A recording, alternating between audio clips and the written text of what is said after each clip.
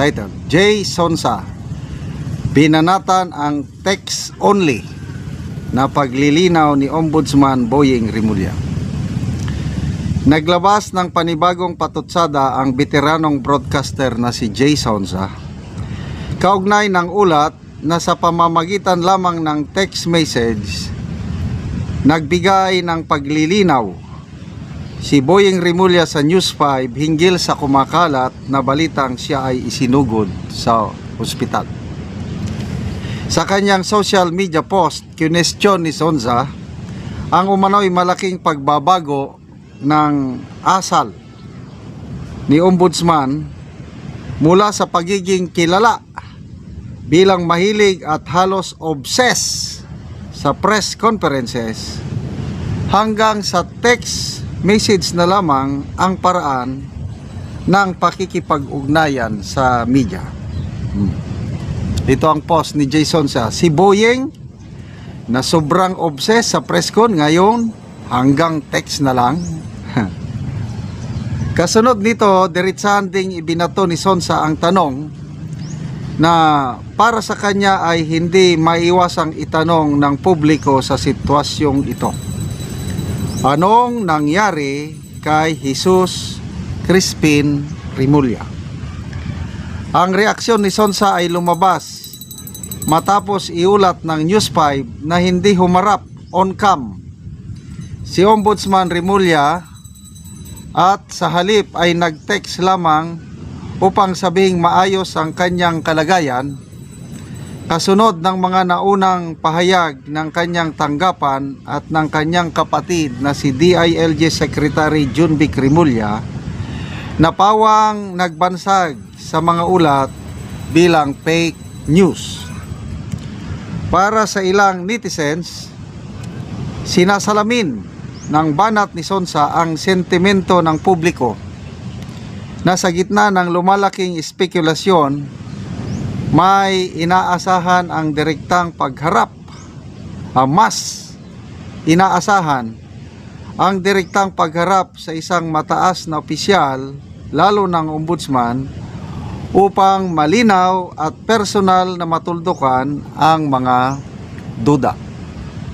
Sa ngayon, patuloy ang diskusyon online, hindi lamang tungkol sa kalagayan ni Ombudsman Rimulya, kundi pati na rin sa tanong kung bakit text message na lamang ang naging tugon ng isang opisyal na dati kilala na madalas at agresibong media engagement. Diba nakakamiss si Ombudsman Boying Rimulya nung bago siya na-appoint, halos araw-araw kaliwat kanan ng interview, lahat pinagbibigyan. Believe din ako sa kanya, which is good naman kasi nga kung public official ka, dapat madalas kang magsalita para sa publiko para maliwanagan ang lahat, na to a point na nasusobrahan na rin kung minsan dahil pati warrant of arrest na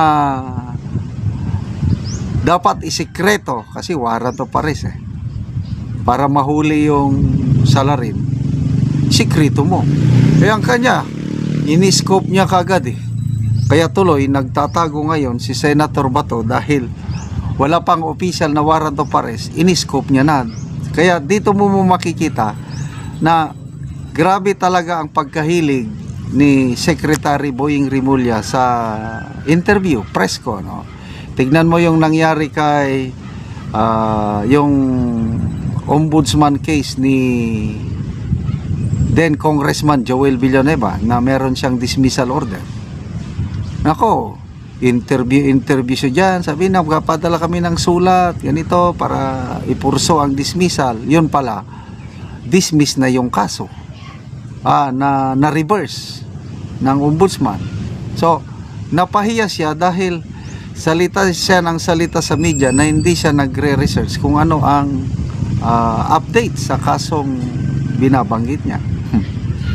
So ang dami niyang napakasipag niyang humarap sa media, and ulitin ko, to me, ganahan ko yung ganun.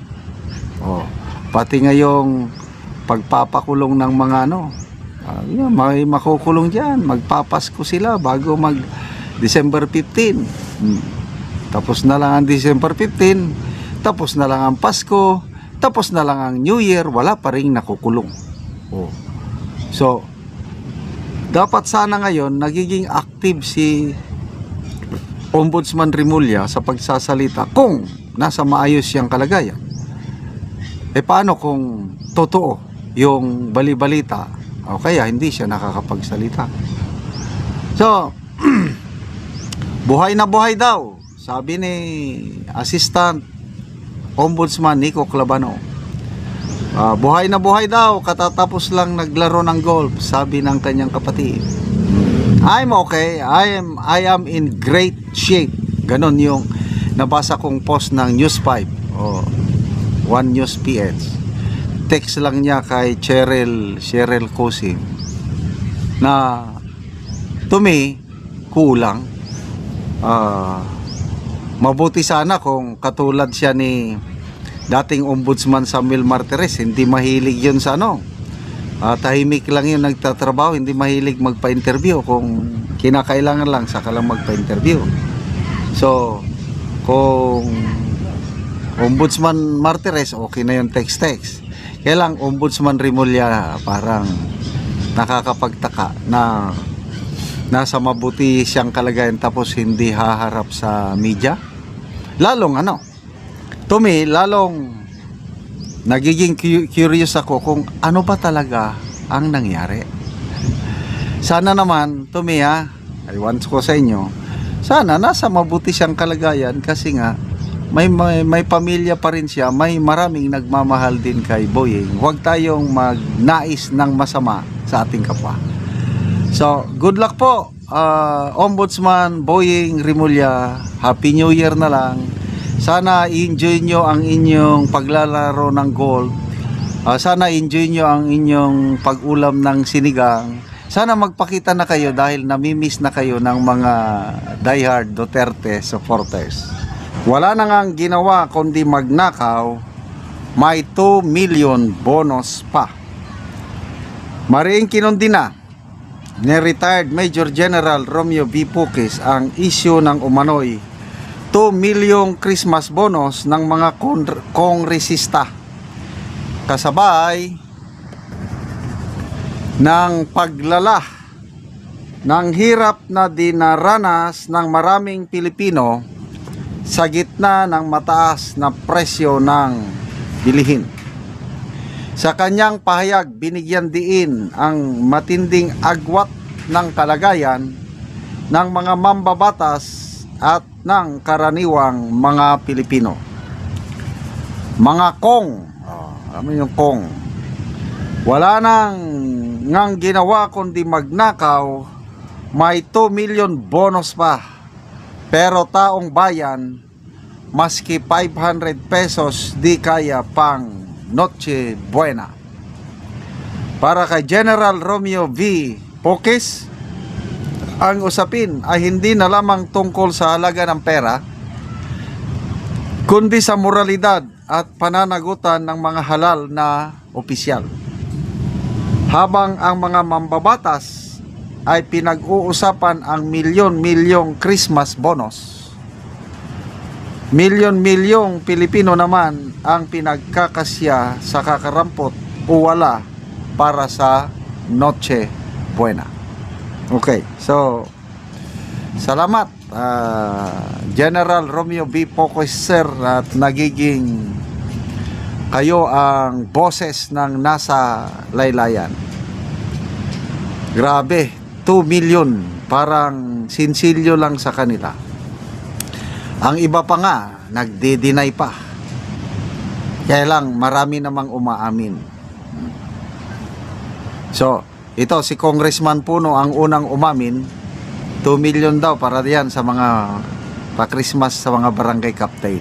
Wow naman! Ang suswerte nila. Congressman Tere Redon, sabi niya meron daw Christmas may bonus, kailang hindi daw yan napupunta sa kanyang wallet o pitaka.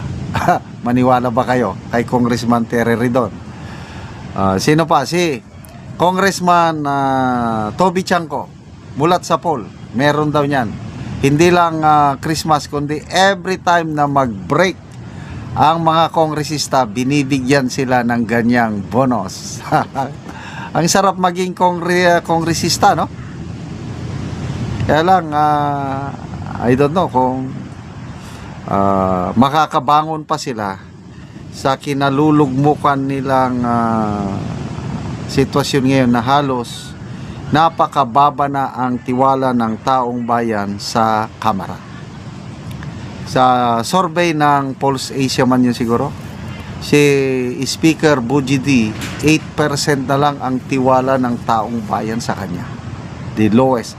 Mas mababa pa kaysa kay halos parehas lang sila ni dating Speaker Martin Romualdez. Mas mababa pala si Romualdez eh. Sa 5% na lang ata noon si Romualdez. Kasi itong si Bujidi, bata-bata rin ni Romualdez. So, itong ipinasa nilang 2026 national budget, sinabi naman ni Congressman Edgar Erese na mas mabuti na lang itong 2026 budget kumpara sa nakaraan. Yung 23, 24, 25 na budget, grabe, talamak ang budget insertion ng pork barrel, ang panluloko. Ito, mas okay ang 2026, kailang matigas pa rin ang ulo ng mga kongresista dahil nagsama pa rin sila ng 243 billion na unprogrammed funds. Diyan na nagkakaluko-luko nung 2025 budget, 431 billion yung unprogrammed funds. Kalaunan, release lahat. Yun. Kaloko-loko, maraming napunta sa flood control projects na ngayon malaking problema ng administrasyong ito. Paano nila mapanagot ang mga kawatan? Okay? So, magbabalik ang mga kongresista January 26 na. Ang haba-haba ng kanilang bakasyon, ano? At wag na tayong magtaka.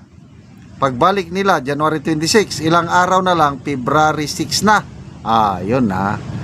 Impeachment case na naman laban kay VP Sara ang kanilang aatupagin. Nagpahayag na po ang dalawang grupo, ang Makabayan Black at ang Akbayan, puros mga makakaliwa.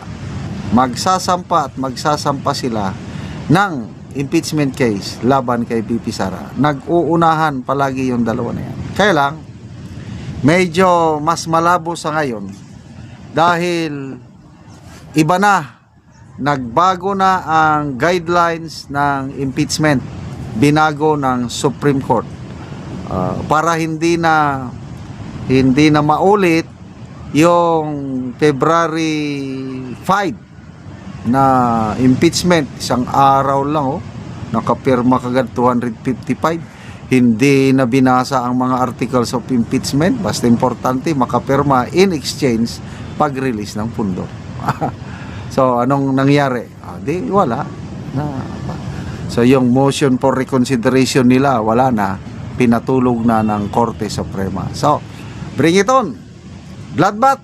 Sige, makakapanood na tayo siguro ng bloodbath ngayon. Kaya lang, sabi ng isang si Justice Antonio Carpio, malabo daw ngayon dahil nga sa paghihigpit ng Korte Suprema. Kaya sabi ni Justice Carpio is good luck sa mga magsasampa ng impeachment case kay VP Sara na sana ma-comply nila ang mahigpit na requirements ng Supreme Court.